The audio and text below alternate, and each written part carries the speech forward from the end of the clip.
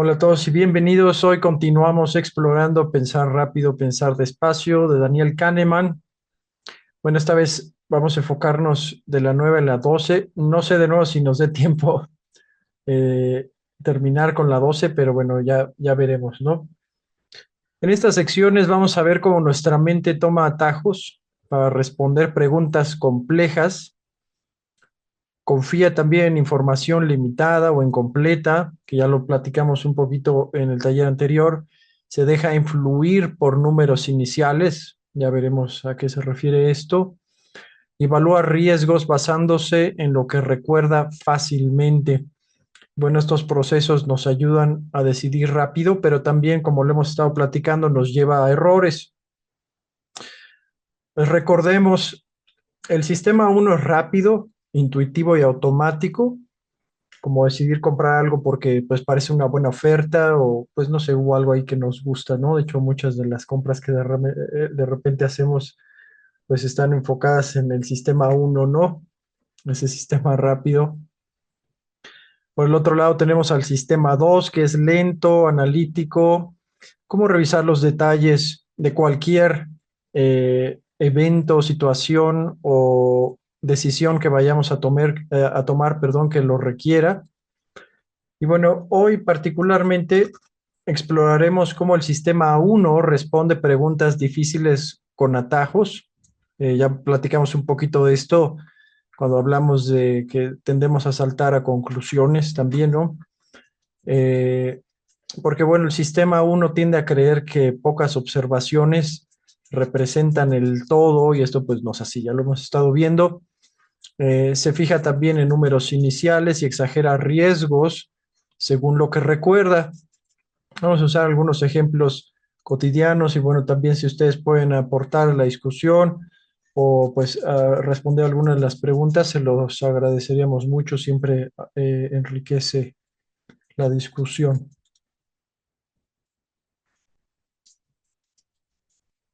Ok, nos dice también Kahneman en el libro, dice, raramente nos quedamos sin saber qué responder. ¿A qué le suena esto?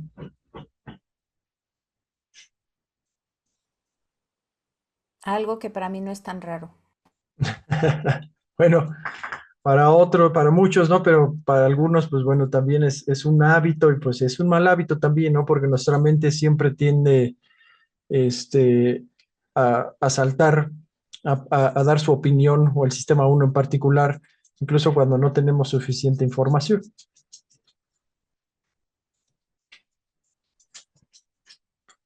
Y bueno, empezando con esto, vamos a abrir igual con una pregunta, si alguien quiere y puede participar.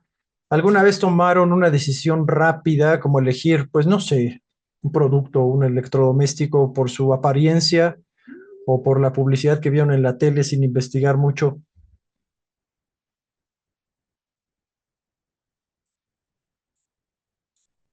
O por ahí, ahorita que está de moda, compraron un sofá en Temu bien barato y cuando lo recibes te das cuenta de que era para muñecas, ¿no? Por ejemplo. De nuevo, solamente son ejemplos. Esto es el sistema uno en acción. Y hoy veremos por qué ocurre. Bueno, empezamos con la parte 9 donde Kahneman explica cómo sustituimos preguntas difíciles por otras más fáciles. Describe aquí el autor cómo nuestra mente, al enfrentar preguntas difíciles, las sustituye por otras más fáciles. Bueno, él lo llama heurística de sustitución. O sea, cuando no encontramos una respuesta satisfactoria a una pregunta difícil, respondemos una más fácil. A ver, por ejemplo, si nos preguntan, ¿es exitosa esa empresa? Pues el sistema uno no analiza estados financieros, sino que responde a algo más simple como ¿me gusta su producto? O sea, Kahneman explica que las heurísticas son como atajos mentales, ¿no? Que nos ayudan a responder preguntas complejas, aunque a veces con errores.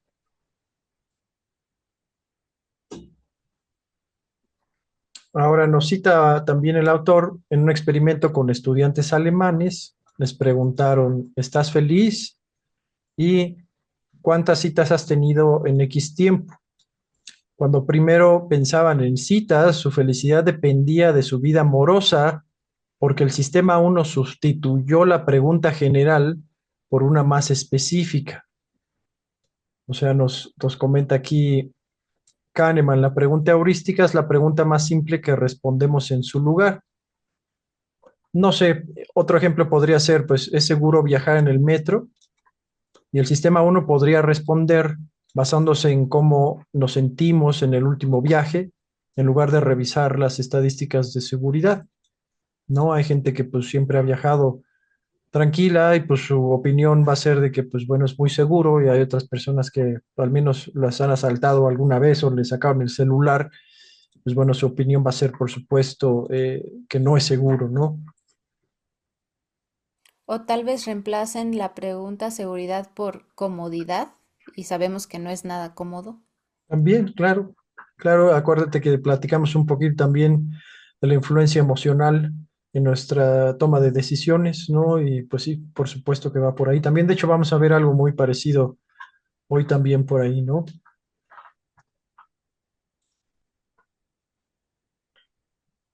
Y ahora, pues bueno, esto es una pregunta, pero realmente yo creo que todos hemos usado también la sustitución, pero no sé si de repente se les ocurra, eh, s- pues no sé, algún ejemplo, si han decidido algo basándose en una impresión rápida.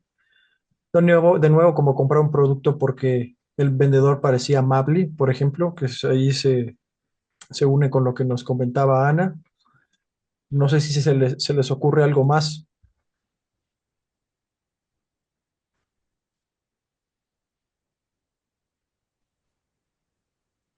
A veces incluso nos podemos dejar llevar por la apariencia, ¿no? De quien está vendiendo, la imagen que proyecta tal vez, y eso nos llega a generar algún nivel de confianza y nos ayuda tal vez a tomar una decisión más basada en la persona que en lo que queremos tal vez comprar en sí, ¿no? Sí, exactamente, exactamente. Bueno, de hecho, vamos para allá. Pero bueno, prácticamente esto muestra cómo el sistema uno sustituye preguntas difíciles, ¿no?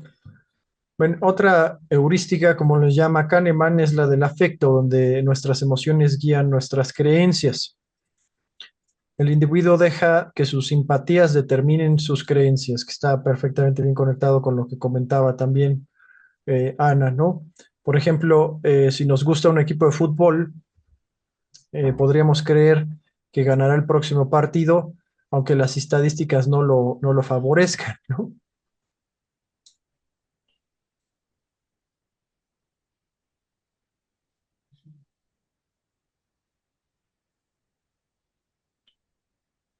Ok, Kahneman también nos describe la heurística 3D. Pues bueno, ahí nos muestra un ejemplo que realmente es una metáfora, ahorita vamos a ver de qué se trata. En esta imagen, pues bueno, se muestra tres personas que parecen tener tamaños diferentes debido a la perspectiva, pero en realidad todas son iguales, ¿no? La impresión de tamaño en 3D dicta el juicio en 2D, nos dice. Bueno, ¿qué significa eso? El sistema uno sustituye la pregunta sobre el tamaño real por una sobre cómo se ven en perspectiva, causando una ilusión.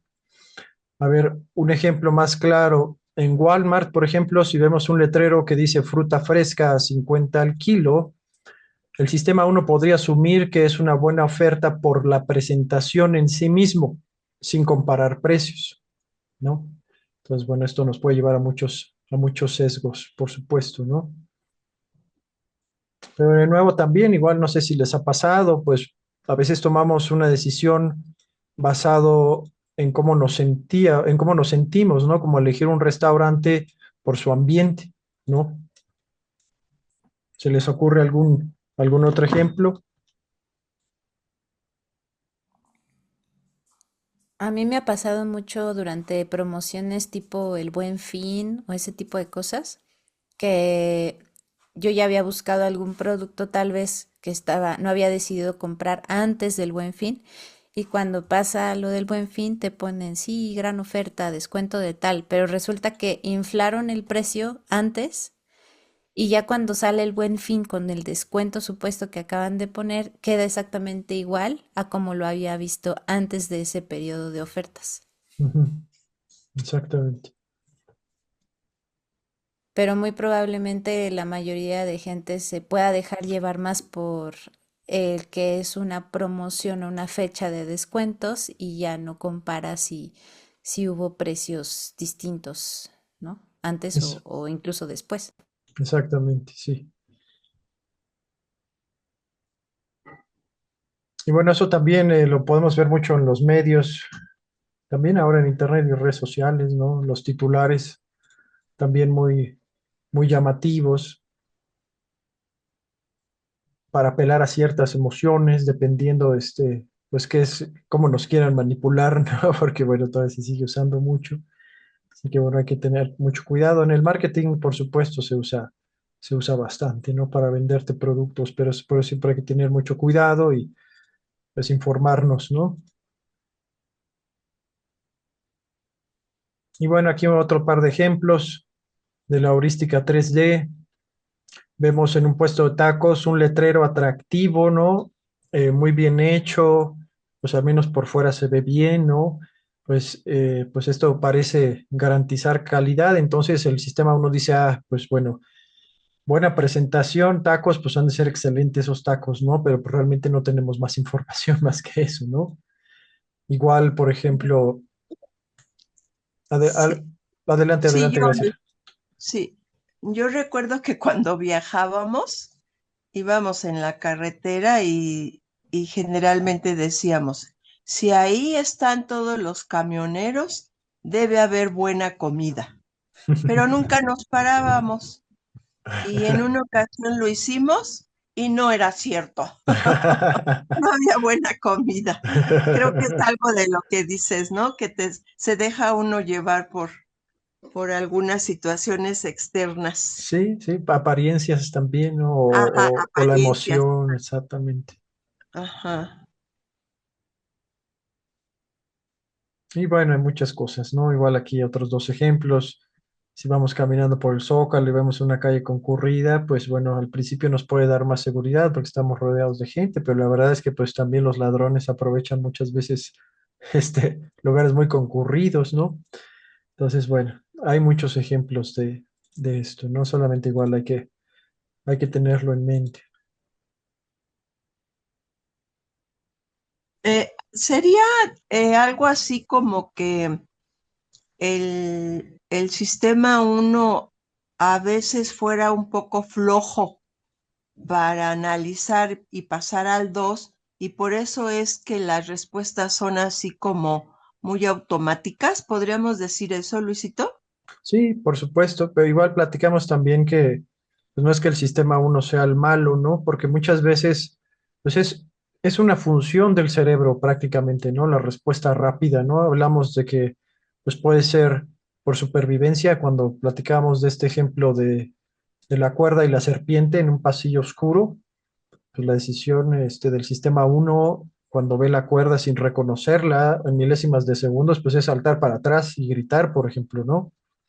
Pero también la toma de decisiones, por ejemplo, cuando hay tomas de decisiones que tienden a ser pues complicadas y a veces pues salta primero el sistema uno, pues muy probablemente no va a ser una muy buena decisión porque carecemos de mucha información, o sea, nos hace falta de mucha información. Entonces, para toma de decisiones, lo que dice Kahneman, por ejemplo, pues es mejor sentarnos y analizar la situación, ¿no?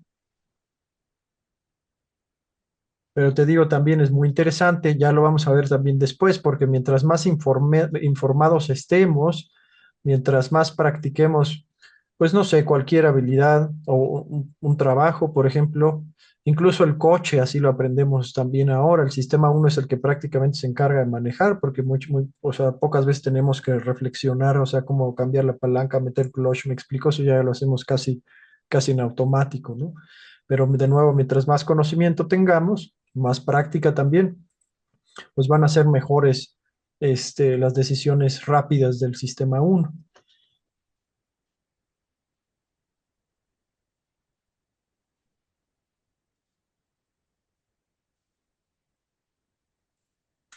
Bien, pues ahora pasamos a la parte 10. Aquí Kahneman explica la ley de los pequeños números, ¿no? Que, bueno, un error del sistema uno que nos hace confiar en muestras pequeñas como si representaran la realidad, ¿no?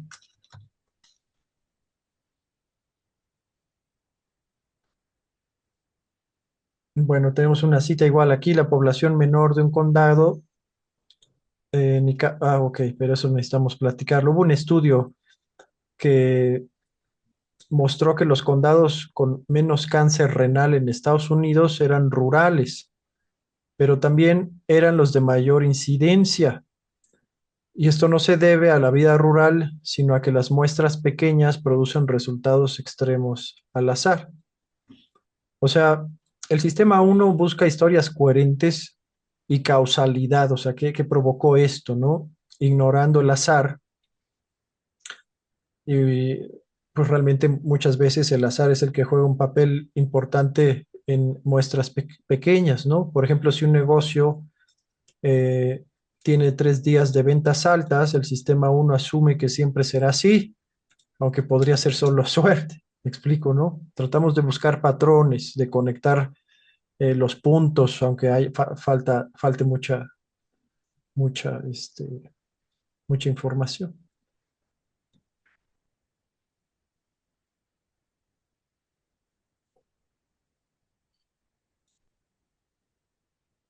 Ok, otro ejemplo, los pequeños números. Por ejemplo, si tres amigos nos dicen que un restaurante es excelente, pues bueno, podríamos asumir que siempre lo es, pero una muestra de tres no representa la calidad general. Qué tal que el día que vamos, pues no hacen bien la comida, no la sirven bien, o sirven algo que no nos gusta? ¿Me explico? Entonces, pues bueno, ahí ya cambian las cosas, ¿no? Adelante, Ana. No sé si aquí pudiera aplicar tal vez otro ejemplo que recordé de gente que, bueno, no sé si ustedes incluso han escuchado, mucha gente diciendo que todos los, por ejemplo, los perros de raza tipo pitbull, ya saben de ese tipo, son perros agresivos o perros violentos o perros que no deberían de existir, etcétera, etcétera, porque son de mucho cuidado, ¿no? Y de pronto te encuentras con que un, no sé, un vecino, alguien que se acaba de mudar a tu calle, tiene uno de sus perros. Y cada vez que lo ves en la calle, te cruzas al otro lado o haces lo que sea por evitar al perro, ¿no? Y de pronto puedes estar tomando decisiones porque hay una, pues un, como una tendencia de personas que dicen eso cuando en realidad tal vez necesitas más información para saber si un perro puede ser agresivo o no, independientemente de su raza o su tamaño, ¿no? Sí, ese es muy buen ejemplo también, sí. Y lo que pasa también es que, pues bueno, la gente adquiere ciertas razas de perros que tienen, por ejemplo, pues habilidades incluso ya grabadas en los genes muy específicas y uno no se las puede dar y eso empieza a generar pues muchas emociones negativas en el perro, ¿no? Ansiedad, depresión, agresividad, por ejemplo, ¿no? Y pues pasan a veces tragedias, ¿no? Los pitbulls, por ejemplo, pues son extremadamente jerárquicos. Ellos necesitan que de una persona que realmente entiendan la jerarquía, ¿no? Que no los trate con agresividad, porque para los perros, si tú eres violento o agresivo, eso muestra debilidad, no hay control. Necesitan muchísimo ejercicio, ¿no? Son más perros de cacería, por ejemplo, ¿no? Si bien una jerarquía débil, por ejemplo, si no eres tú el alfa, y pues ellos van a ser entonces el alfa, ¿no? Así es su naturaleza, ¿no? Entonces, pues realmente no es tanto la raza del perro, sino también que pues muchas veces adquirimos perros sin conocimiento, ¿no? O sea, pensando que todos los perritos pues van a ser buena onda y dóciles, pues no, hay muchas diferencias entre raza y raza, ¿no? Adelante. Es que me acordé de otro ejemplo muy chistoso de un chihuahua que rescatamos en una gasolinera, que al final resultó así, pensábamos que era todo tierno y lindo y cute, y resultó súper agresivo con los hombres y todo loco. Y luego una perrita que tenía, que tuvo mi hermano, que era American Bully, algo así, tipo Pitbull, pero pequeña. y se veía como muy ruda y musculosa y era hasta mejor portada que mis perros, o sea, muchísimo más dulce, cariñosa y bien portada que incluso mis perros. Ese es un buen ejemplo, por supuesto. No sé si alguien podría igual compartir si tienen alguna creencia, alguna idea que realmente pues esté fundamentada en pocas experiencias o poca información. La que, bueno, también sigue aplicando lo que nos decía Graciela, ¿no?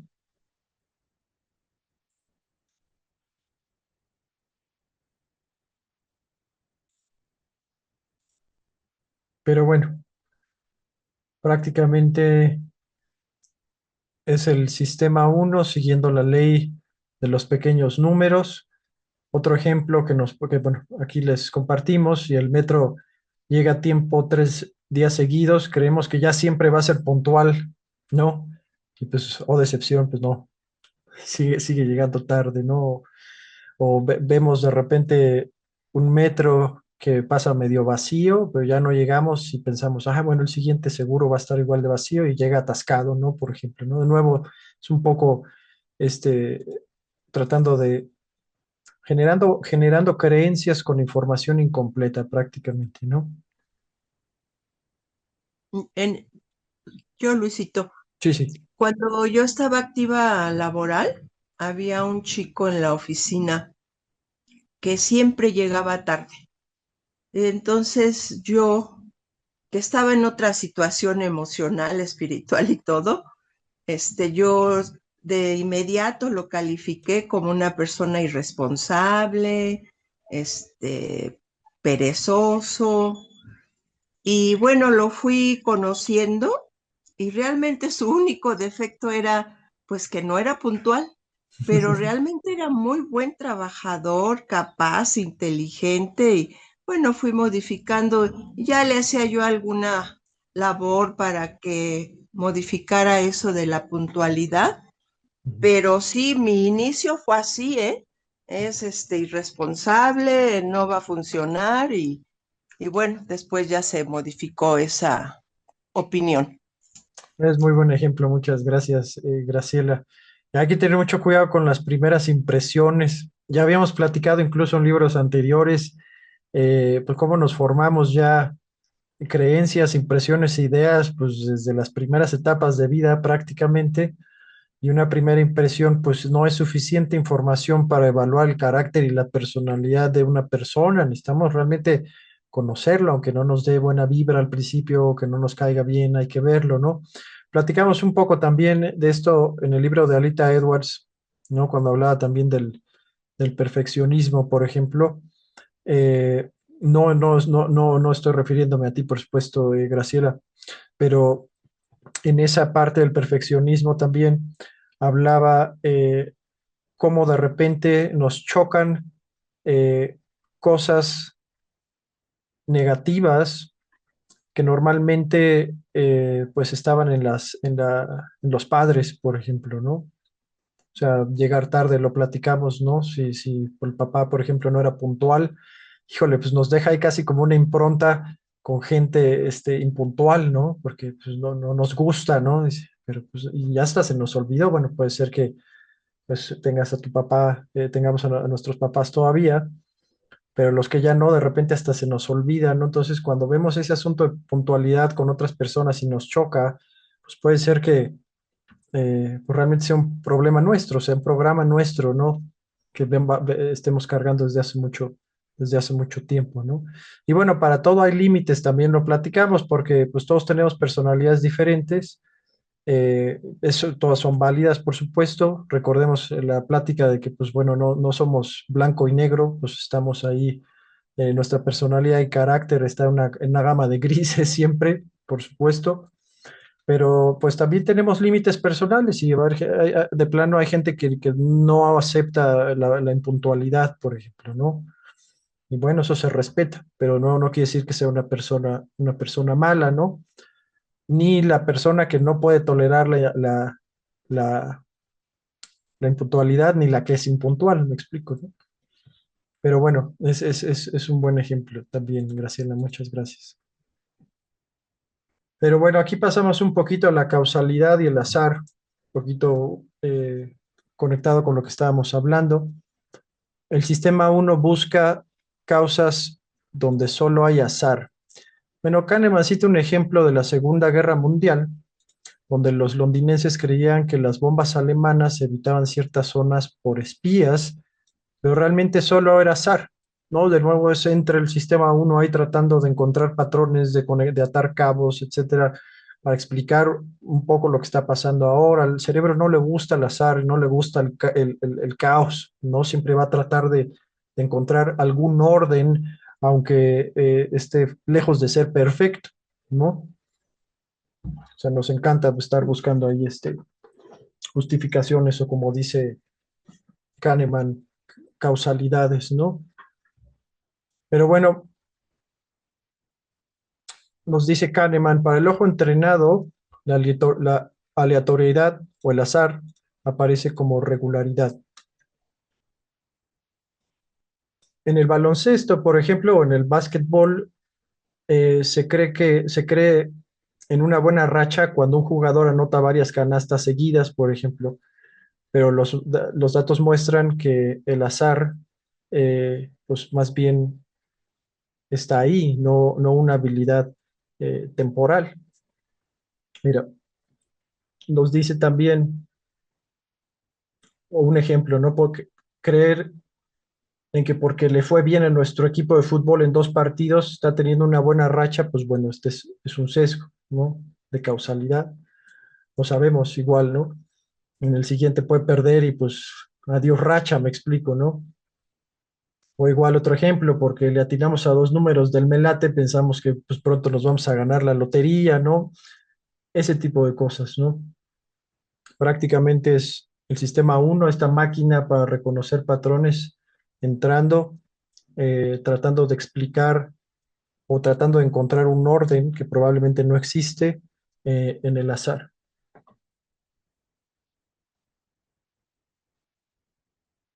Igual nos comenta Kahneman que para corregir este sesgo, el sistema 2 debe considerar el tamaño de la muestra y el papel del azar. Por ejemplo, en lugar de asumir que un negocio exitoso lo será siempre, pues mejor hay que revisar los datos, ¿no? O sea, y eso es muy complejo, ¿no? Porque tienes que revisar cuáles son sus estrategias de marketing, qué está vendiendo, está haciendo lo correcto, cómo pues es su trato a los clientes, etcétera, etcétera, etcétera. Cómo van las finanzas, van bien, me explico, o sea, son muchas cosas, ¿no?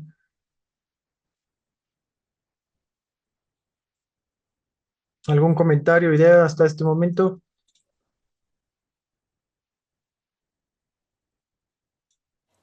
A mí me recordó un poco a las decisiones justo que tomamos de compra, como un poquito sin muchísima información, nada más porque lo necesitamos y tiene un letrero de color rojo que dice oferta, ¿no? Que decías antes.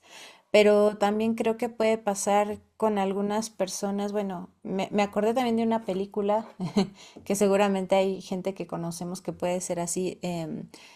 Ay, no me acuerdo cómo se llama, pero trata de una mujer, una señora trabajadora doméstica que vive, bueno, en Inglaterra, por ahí de los años 70 o 60, creo, 70, y queda viuda y quiere apostar un dinero que le dejó como que le heredó su marido en unas carreras de perros y ve el nombre de uno de los perros asociado con una de sus más grandes como aficiones que era la alta costura. Entonces creo que el perro se llamaba así, se llamaba alta costura, algo así. Entonces apostó todo su dinero porque ella interpretó como una señal o algo así, una señal divina o qué sé yo, que el perro iba a ganar la carrera. Y Era algo, finalmente, era algo así como la señorita Harris en París, ¿no? La algo película. así, ¿sí la viste? Está muy buena, se los Sí, recomiendo. muy buena. Me encantó. Pero justo me acordé, ¿no? De esa toma de decisión que ella pensaba que fue como que era como su instinto, ¿no? Estaba muy, muy, muy segura de que ese perro iba a ganar la carrera porque su instinto le decía que ese nombre que tenía el perro era una señal, ¿no? Una señal divina o de su esposo fallecido o algo así. Y entonces quiso hacer caso a ese instinto y terminó perdiendo la carrera y perdiendo todo ese dinero que apostó. Afortunadamente estaba rodeada de buenos amigos y ya no les cuento qué pasa porque la tienen que ver. Gracias, Ana. Sin spoilers. Pero bueno, ahora que sabemos cómo el sistema uno confía en muestras pequeñas y muchas veces salta a conclusiones sin información suficiente, pues ahora vamos a ver cómo un número inicial puede influir en nuestras decisiones. Ya veremos a qué se refiere esto. En la parte 11, Kahneman introduce el efecto ancla, donde un número inicial influye en nuestras estimaciones, incluso si es irrelevante. Nos dice, las estimaciones están cerca del número que las personas consideraban ya con anterioridad. ¿Qué quiere decir esto? Bueno, en un experimento pusieron una ruleta trucada que mostraba el número 10 o el número 65 y los participantes estimaron el porcentaje de países africanos en la ONU. Y pues bueno, se dio lo que pues era de esperarse. Los que vieron 10 en la ruleta trucada estimaron 25% y los que vieron 65, 45%, aunque la ruleta realmente no tenía absolutamente ninguna relevancia, ¿no? O sea, es una influencia inicial que lo platicamos un poco también, está relacionado con la primera impresión, pero también con esta parte de las preguntas simples y las respuestas rápidas, ¿no? Y esto ocurre porque el sistema uno usa el número inicial como punto de partida, o sea, lo que acabamos de tener en mente, ¿no? Y el sistema 2 no lo corrige lo suficiente. En la vida diaria, por ejemplo, un precio alto en un mercado puede hacernos pensar que un precio menor es una ganga, que puede ser igual, es un engaño, ¿no? O no sé, por ejemplo, si en el súper vemos un producto de 200 pesos y luego otro a 150, el segundo parece barato, aunque podría no serlo, porque el primer precio ya nos ancló, ¿no? O sea, ya nos sesgó el primer precio.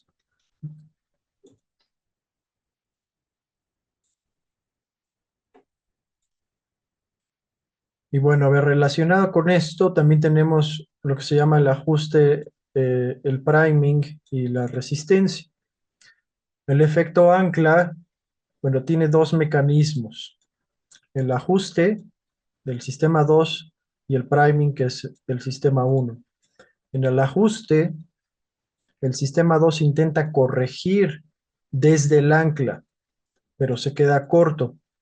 Por ejemplo, si nos preguntan si George Washington fue presidente antes o después de 1776, por supuesto para nosotros esta pregunta pues nada que ver, ¿no? Porque no tenemos información y conocemos mucho la historia de Estados Unidos, pero para un americano si se la hacen, pues bueno, pueden tener la idea de que es después, pero su estimación se queda cerca del ancla. En el priming, el número activa ideas relacionadas, o sea, esta capacidad asociativa. El sistema uno hace cuanto puede por construir un mundo en el que el ancla es verdadera.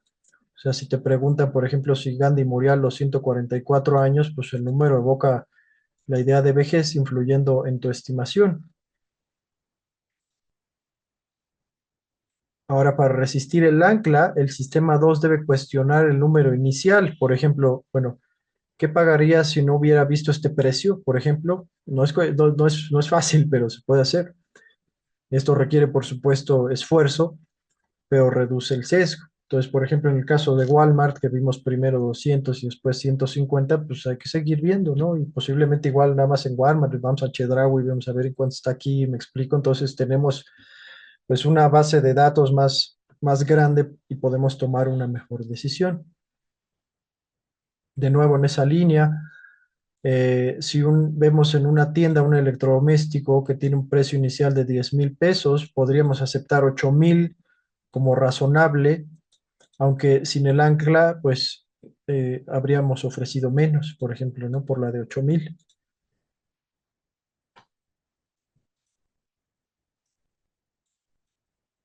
Ok. ¿Algún comentario, idea? Adelante. Ay, otra vez yo, es que nadie más habla, así que aprovecho. Es que me acordé de también un amigo que conocemos, bueno, que es muy bueno en, bueno, él tiene negocios y como que le va muy bien, es exitoso económicamente. No sé en qué otras áreas de su vida, pero al menos en la parte económica es muy exitoso. Y recuerdo que una vez fuimos a una tienda a comprar, no me acuerdo, algo que se necesitaba para una cosa de la casa. Y lo primero que hizo fue revisar en su celular si ese mismo producto se vendía en Amazon o en Mercado Libre y ver en cuánto estaba el precio. Y no tomó la decisión, o sea, básicamente nada más fuimos a pasear a la tienda porque al final decidió no comprar ese artículo porque vio que estaba más barato en otro lugar y que se lo iban a mandar al día siguiente y no le urgía. Entonces, bueno, supongo que a mucha gente que le va bien económicamente tiene ese tipo de toma de decisiones un poco más detenidas al momento de gastar sus recursos, ¿no? O su dinero. No Ujú. sé, me acordé de eso. Es un buen ejemplo. Prácticamente tenemos que ponerle correa al sistema uno, ¿no? Evitar que nos jale a tomas de decisiones rápidas que no nos convengan, ¿no? Esto de nuevo, pues es un entrenamiento, ¿no? Antes de una toma de decisión, antes de tomar una acción rápida, pues tratar de pararnos un poquito, analizar mejor la situación. Hay situaciones que pues realmente no lo requieren, o hay situaciones incluso donde el sistema uno va a entrar aunque no lo queramos, como en el ejemplo que pusimos de la cuerda y la serpiente, ¿no? Es una respuesta de supervivencia, así que pues bueno, ahí pues no hay mucho que hacer, ¿no? Pero bueno, nada más para poner, para poner ejemplos por ahí.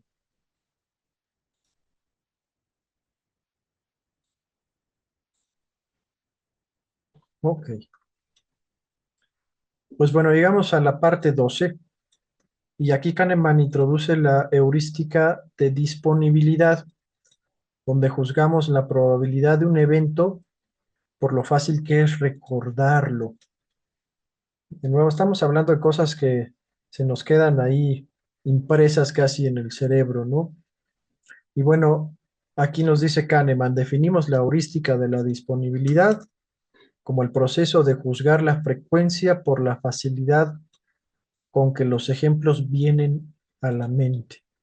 ¿Qué quiere decir esto? Bueno, si leemos sobre un retraso en el metro o que pues bueno, siempre llega tarde, podríamos pensar que es más común de lo que indican las estadísticas porque la noticia es vívida y fácil de recordar. No sé si se les venga a la cabeza otro ejemplo.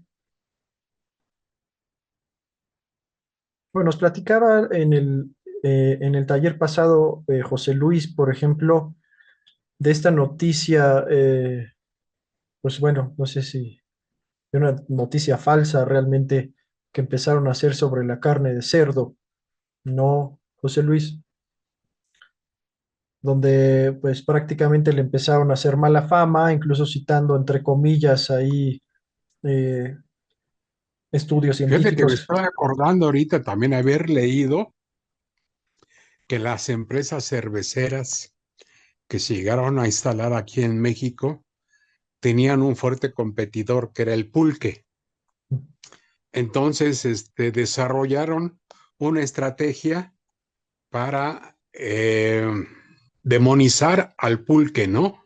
Diciendo que el pulque se caracterizaba porque lo tomaban los pobres, que el pulque se caracterizaba porque los lugares donde lo vendían eran muy feos.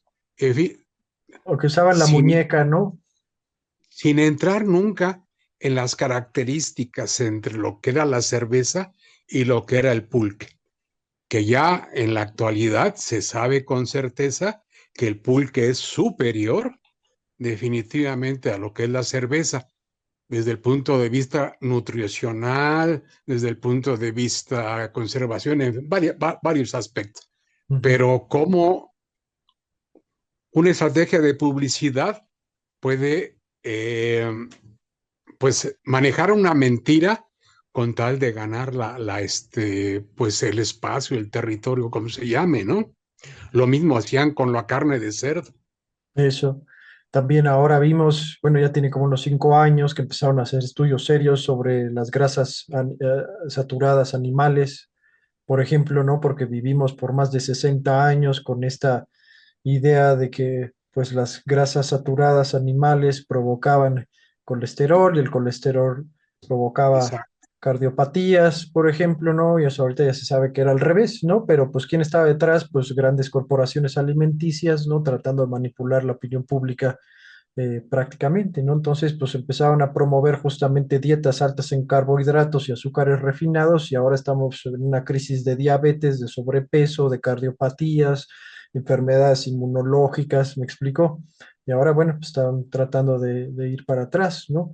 Pues de regresar un poco a la dieta que teníamos, pues hace ya casi 80 años, ¿no? O sea, se cocinaba con manteca, buenos cortes de carnes, verduras al vapor, me explico, algo que tiene más sentido con nuestros genes, porque pues somos cazadores recolectores, ¿no?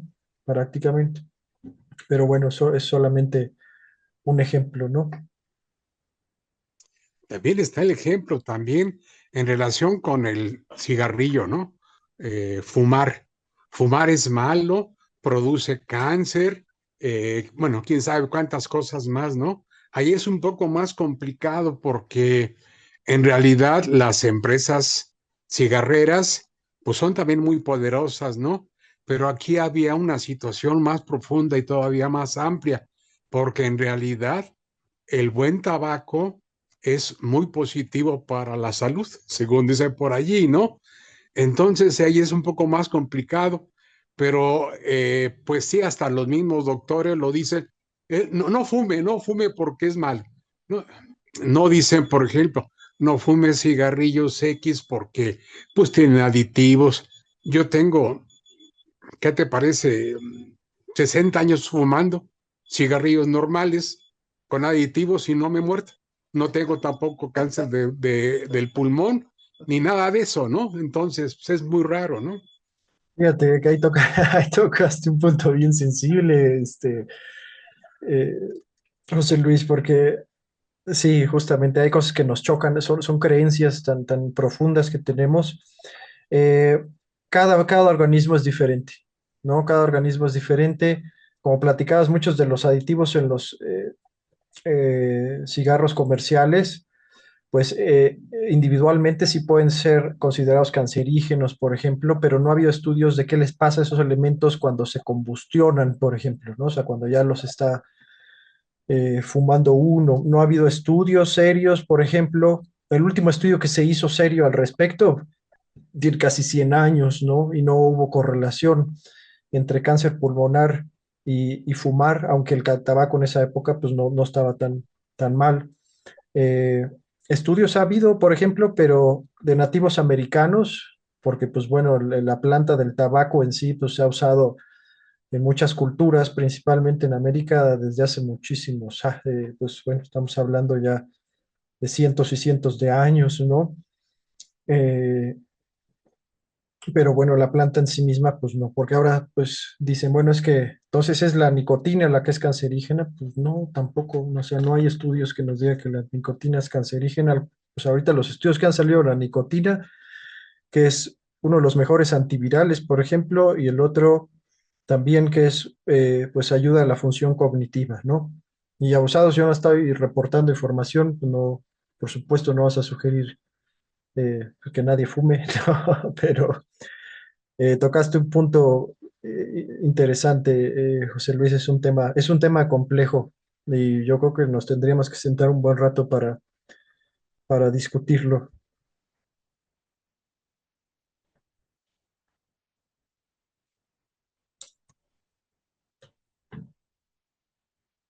Ok,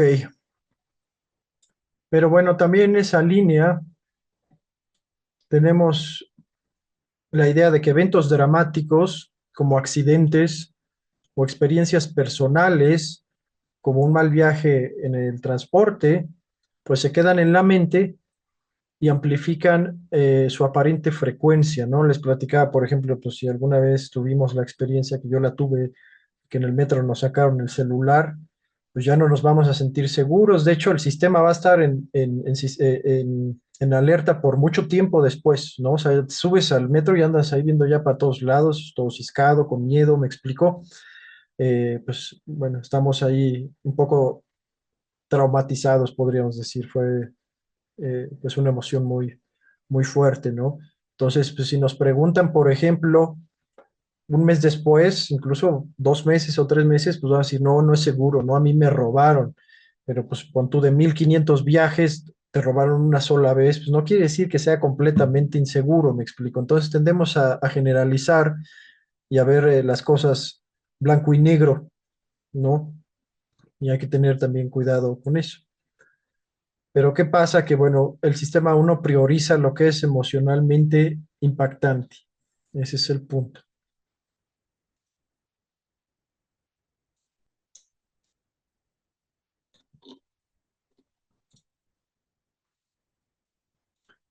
Ok.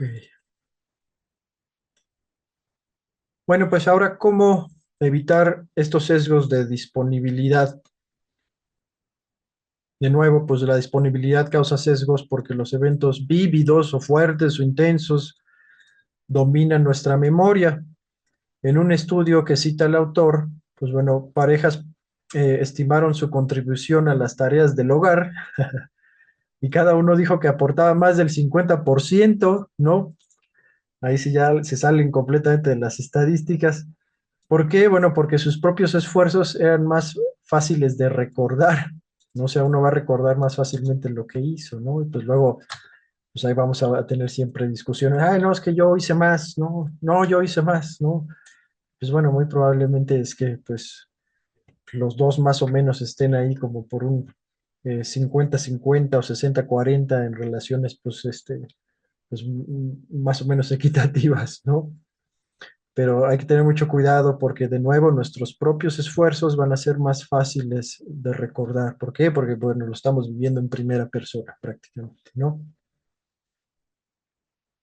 También nos cita otro experimento, aquí Kahneman, de un investigador, Norbert Schwartz, mostró que pedir a alguien listar 2 ejemplos de confianza los hacía sentirse más confiados porque era difícil recordarlos, mientras que listar 6 los hacía sentirse más seguros. O sea, en términos generales, para resistir este sesgo, el sistema 2 debe cuestionar, ¿estoy exagerando esto porque lo estoy recordando fácilmente? Y bueno, por supuesto, esto requiere esfuerzo, pero ayuda a tomar decisiones más objetivas. Y esto aplica también en nuestras relaciones, por supuesto, ¿eh?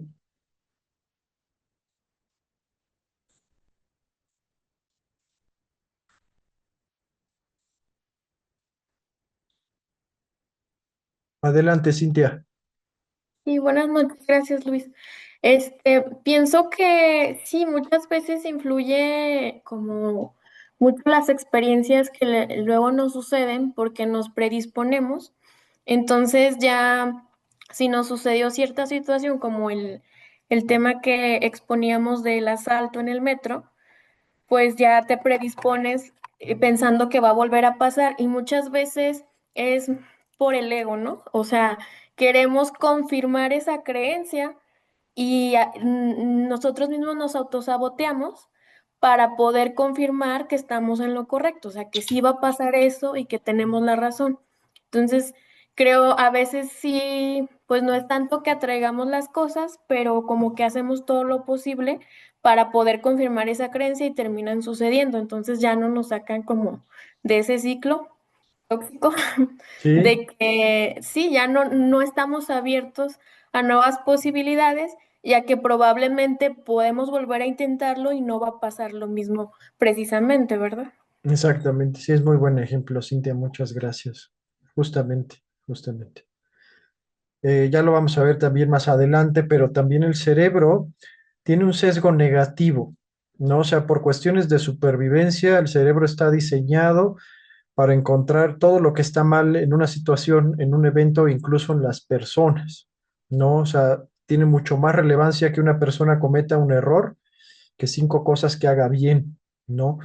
Por eso ahí nosotros también debemos de tener mucha conciencia de ese sesgo en el cerebro, ¿no?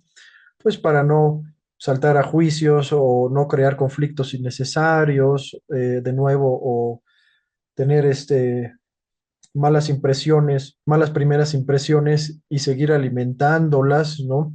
Entonces hay que tener mucho, mucho cuidado.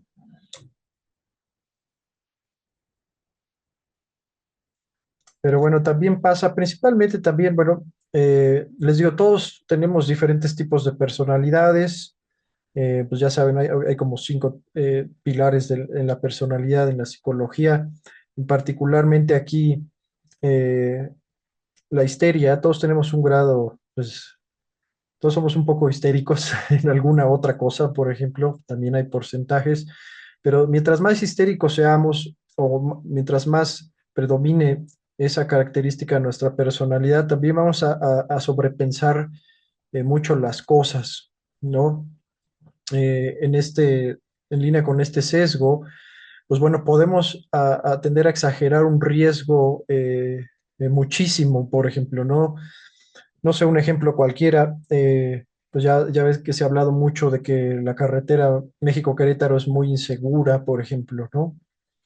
Entonces hay mucha gente que ya ni siquiera va hacia Querétaro, por ejemplo, porque pues tiene miedo de que pues lo vayan a asaltar o vaya a pasar algo, ¿no? Pues bueno, hay un riesgo, eso es verdad, ¿no? Pero tampoco hay que exagerarlo. Cuando hay un riesgo, pues ¿qué hace uno? Pues estar más al pendiente, no estar más consciente, ¿no? Pero pues no vamos a parar nuestra vida, ¿no?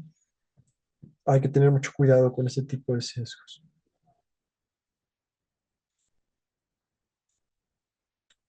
Bien, bueno, algún comentario?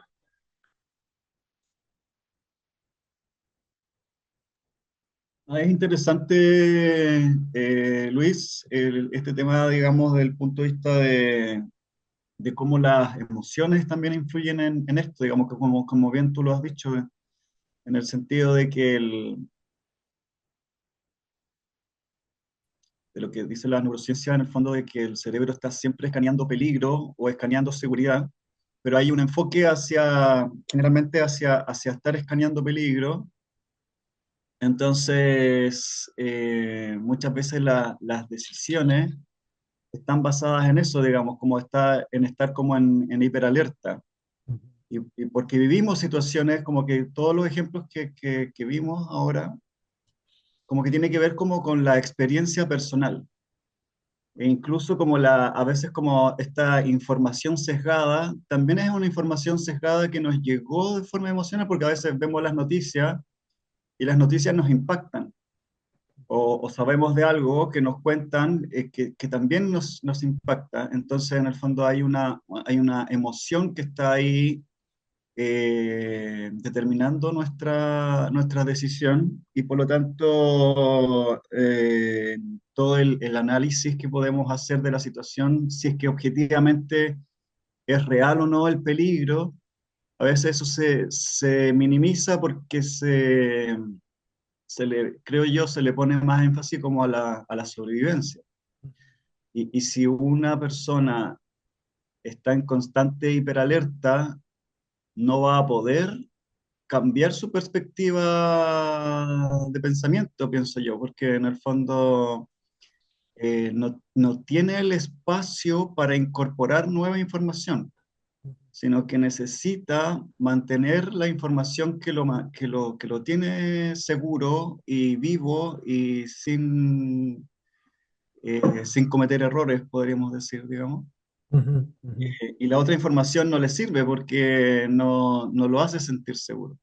Y yo Exacto. creo que como en el fondo para poder cambiar su perspectiva y ver nueva información, lo que uno necesita hacer es abordar esa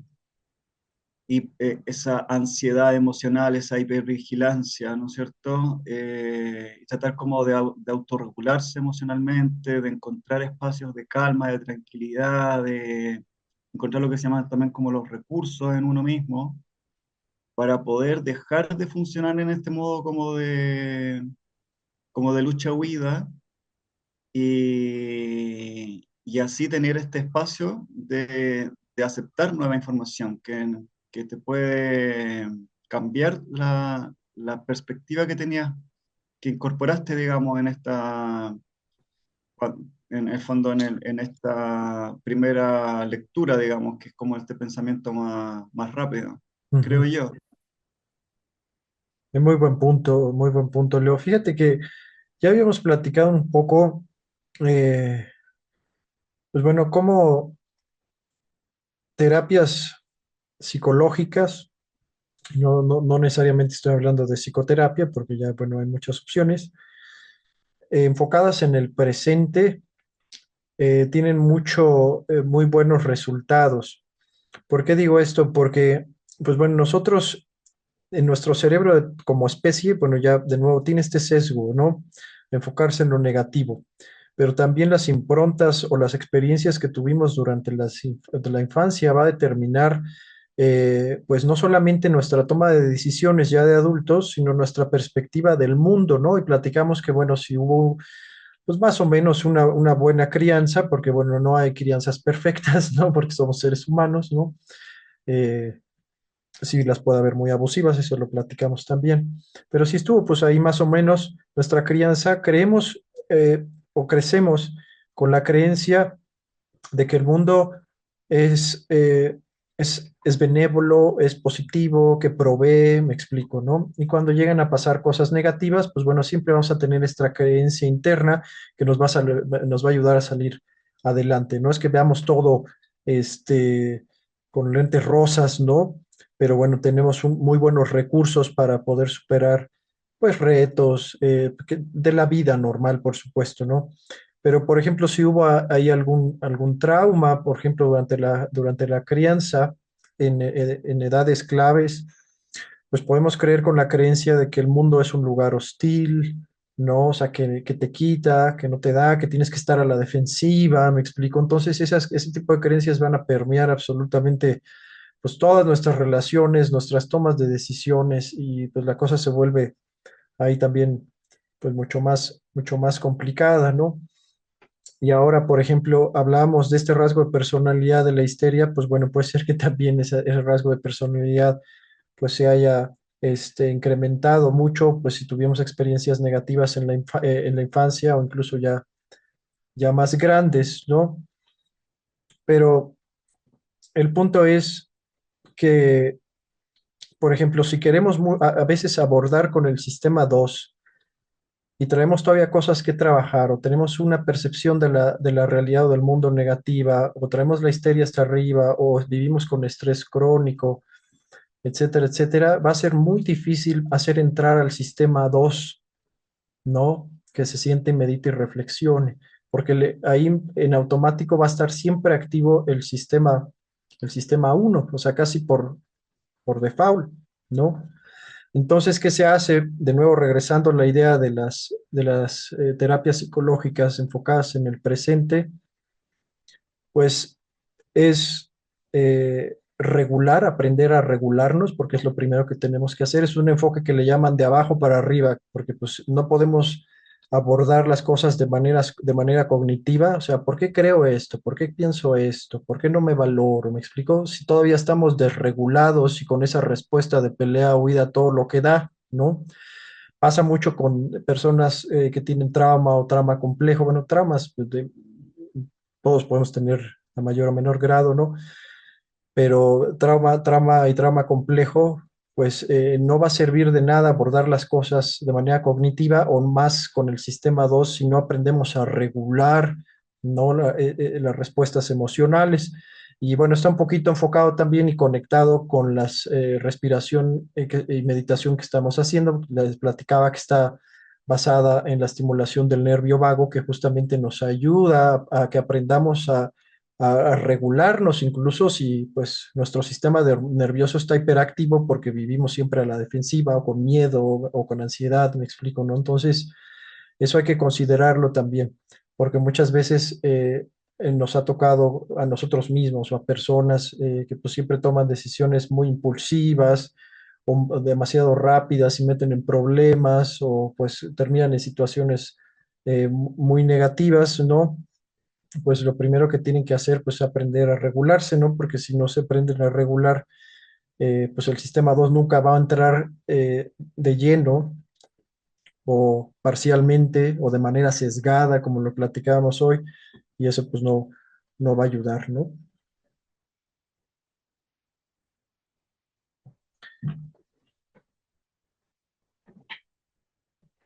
Ok, pues bueno, ¿alguna otra idea o comentario? Ok, pues bueno, nada más para conectar un poco estas ideas de las que platicamos hoy, pues bueno, en la parte 9 aprendimos cómo el sistema uno sustituye preguntas difíciles por otras más fáciles, como decidir si un producto es bueno solamente por su apariencia. En la parte 10 pues bueno, vimos cómo eh, confiar en muestras pequeñas, pues nos puede pues llevar a tomar una decisión incorrecta, ¿no? Como asumir que un negocio es exitoso pues por sus por sus pocas experiencias, perdón. En la parte 11 exploramos el efecto ancla, donde un número inicial, como un precio en un súper, influye en nuestras decisiones. Y ahora en la parte 12 entendimos cómo la heurística de disponibilidad nos hace exagerar riesgos según lo que recordamos fácilmente, ¿no? Aquí nos dice Kahneman, la confianza exagerada en muestras pequeñas es una ilusión más general. Kahneman nos invita entonces a usar el sistema 2 para cuestionar nuestras intuiciones de nuevo y evitar errores.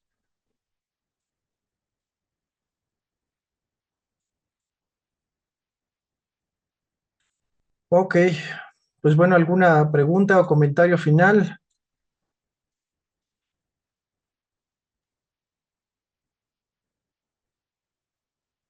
Muy bien, pues bueno, si les parece, entonces aquí la dejamos. Estamos avanzando más o menos entre 3 y 4 secciones, porque aquí no son capítulos como tal, pero son secciones, pues si quieren, ahí lo ponemos también, por supuesto, en el chat, pues podemos avanzar ahora de la 13 a la 16, ¿no? Podría ser. Y gracias. Muy bien, pues muchas gracias por haber estado con nosotros. Me Eh, encantó la reflexión final, esa síntesis me encantó, Luisito. Muchas gracias. no, de qué, mira, yo sí les voy a decir que, bueno, Kahneman por su trasfondo académico, pues híjole, va a poner ahí de repente estudios y usa luego lenguaje un poco más técnico y todo, entonces de repente bajarlo ayuda mejor a entenderlo, ¿no? Y a no confundirnos, porque son muchos sesgos y muchos sesgos son parecidos, entonces pues hay que ser más claros. Sí, Así es, muchas gracias. Bueno.